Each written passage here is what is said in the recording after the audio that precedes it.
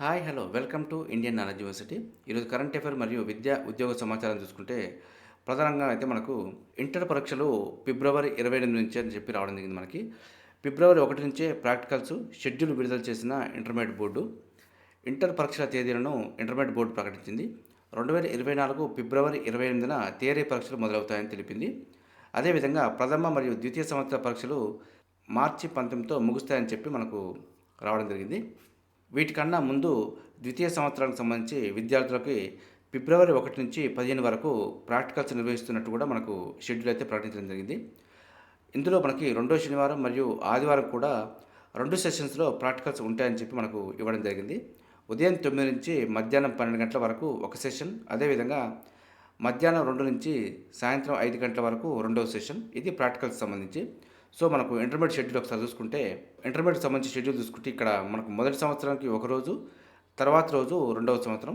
So day by day అయితే మనకు conduct చేయడం జరుగుతుంది. వాటికి సంబంధించిన షెడ్యూల్ కూడా ఇక్కడ ఉంది.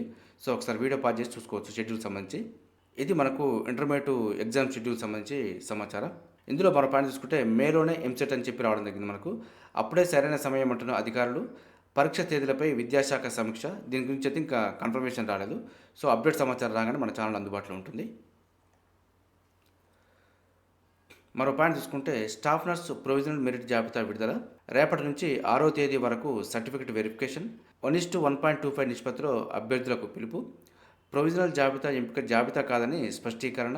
7,094 స్టాఫ్ నర్స్ పోస్టుల భర్తీకి సన్నాహాలని చెప్పి మనకు ఇవ్వడం జరిగింది. సో ఇందులో మనకు ప్రధానంగా చూసుకుంటే వెరిఫికేషన్ ఎక్కడ అనే ప్లేస్ చూసుకుంటే మనకు excise academy for state of Telangana east 124 Saint Michael's colony, Abhyudaya Nagar colony, Bandlaguda jagir, హైదరాబాద్లో మనకు ఈ లొకేషన్లో సర్టిఫికేట్ వెరిఫికేషన్ అయితే చేయడం జరుగుతుంది. సో దీనికి సంబంధించిన సర్టిఫికేట్లు ఏం తీసుకురావాలని కూడా మనకి ఇక్కడ ఇవ్వడం జరిగింది. ఆధార్ కార్డు, పుట్టిన తేదీ రుజువు సర్టిఫికెటు, అదేవిధంగా ఎస్సీ, ఎస్టీ, బీసీ రిజర్వేషన్ వర్తించేవారైతే దానికి సంబంధించిన సర్టిఫికెటు, అదేవిధంగా నాన్ క్రిమినల్ సర్టిఫికెటు, ఈడబ్ల్యూఎస్ ఉన్నవారైతే దానికి సంబంధించిన సర్టిఫికెటు, అదేవిధంగా ఆదాయ ధృవీకరణ పత్రం, స్పోర్ట్స్ కేటగిరీ కింద అయితే దానికి సంబంధించిన స్పోర్ట్స్ సర్టిఫికేట్ తీసుకురావాలి. దివ్యాంగుడు అయితే దానికి సంబంధించిన సర్టిఫికెటు, స్థానికతను తెలిపే సర్టిఫికెటు, అదేవిధంగా జేఎన్ఎం లేదా BSc nursing certificate, Telangana nursing council registration certificate, ఒక పాస్పోర్ట్ సైజ్ ఫోటో వెంట తీసుకురావాలని చెప్పి మనకు ఇవ్వడం జరిగింది. ఒరిజినల్ సర్టిఫికేట్ చేయకుంటే మాత్రం అభ్యర్థిత్వం రద్దు అవుతుందని చెప్పి కూడా మనకు ఇక్కడ మెన్షన్ చేయడం జరిగింది.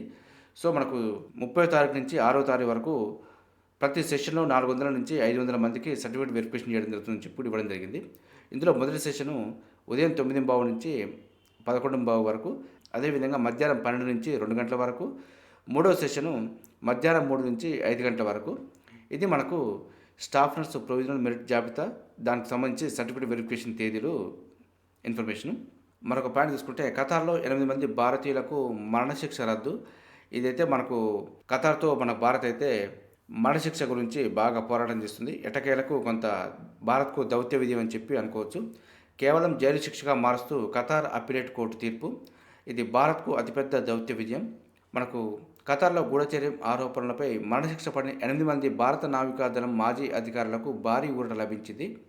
వారికి విధించిన మరణశిక్షను ఖతార్ అప్పీలేట్ కోర్టు రద్దు చేసింది. ఈ శిక్షను కేవలం జైలు శిక్షగా మారుస్తూ గురువారం కీలక తీర్పు వెలువరించింది. అయితే వారు ఎంతకాలం జైలులో శిక్ష అనుభవించాలన్నది మాత్రం తెలియరాలేదు. దీనిపై త్వరలో స్పష్టత వచ్చే అవకాశం ఉందని చెప్పి మనకు ఇవ్వడం జరిగింది. ఇది మనకు ఖతార్లో 8 మంది భారతీయులకు మరణశిక్ష రద్దు చేసి జైలు శిక్షగా మారుస్తూ తీర్పు అయితే రావడం జరిగింది. మరొక పాయింట్ చూసుకుంటే అయోధ్య ఎయిర్పోర్టుకు మహర్షి వాల్మీకి పేరు.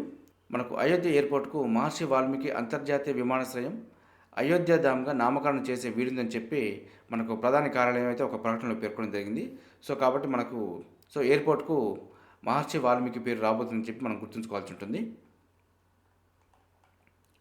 మరొక పాయింట్ చూసుకుంటే రన్నరప్ హంపి ప్రపంచ ర్యాపిడ్ చెస్ ఛాంపియన్షిప్లో రజత పథకం నెగ్గిన ఆంధ్రప్రదేశ్ గ్రాండ్ మాస్టరు.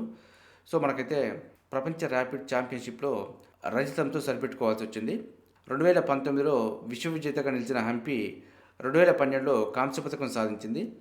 అదేవిధంగా ఈ ర్యాపిడ్ చెస్ ఛాంపియన్షిప్లో 4వ గేమ్లో బోద్నార్ 30 ఎత్తుల్లో హంపీపై గెలిచి టైటిల్ను ఖరారు చేసుకుంది.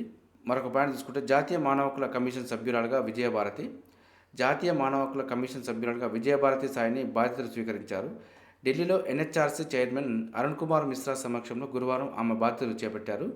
ఇది మనకు జాతీయ మానవ హక్కుల గురించి కొంత సమాచారం. అదేవిధంగా నైట్ ఫ్రాంక్ నివేదిక విడుదల చేసిన దాని ప్రకారం హైదరాబాద్లో ఇల్లు అదరహం అని చెప్పి రావడం జరిగింది. మనకు దేశంలోనే రెండో ఖరీదైన నగరం, దేశవ్యాప్తంగా ఇళ్ల ధరలకు సంబంధించి రెండో ఖరీదైన నగరంగా హైదరాబాద్ నిలిచింది. తొలి స్థానంలో ముంబై ఉంది. స్థిరాస్తి సేవల సంస్థ నైట్ ఫ్రాంక్ ఇండియా విడుదల చేసిన అఫోర్డబుల్ ఇండెక్స్లో ఈ విషయాన్ని తెలియజేసిందని చెప్పి మనకు ఇవ్వడం జరిగింది. ఇది మనకు నైట్ ఫ్రాంక్ నివేదిక గురించి కొంత సమాచారం. మార్చి 11 నుంచి ఢిల్లీలో ప్రపంచ సాహితీ ఉత్సవం. ఢిల్లీలో 2024 మార్చి 11 నుంచి 16 వరకు ప్రపంచ సాహితీ ఉత్సవం నిర్వహించనున్నట్టు కేంద్ర సాహిత్య అకాడమీ చైర్మన్ మాధవ్ కౌశిక్, కార్యదర్శి కృతివెంటి శ్రీనివాసరావులు తెలియజేయడం జరిగింది. ఇది మనకు సాహితీ ఉత్సవం గురించి సమాచారం. మరొక పాయింట్ తీసుకుంటే 5 హైకోర్టులకు సీజీలను సిఫార్సు చేసిన కొలీజియం దేశంలోని 5 హైకోర్టులకు ప్రధాన న్యాయమూర్తులను నియమించాలని ప్రతిపాదిస్తూ సుప్రీంకోర్టు కొలీజియం గురువారం కేంద్ర ప్రభుత్వానికి సిఫార్సులు పంపింది.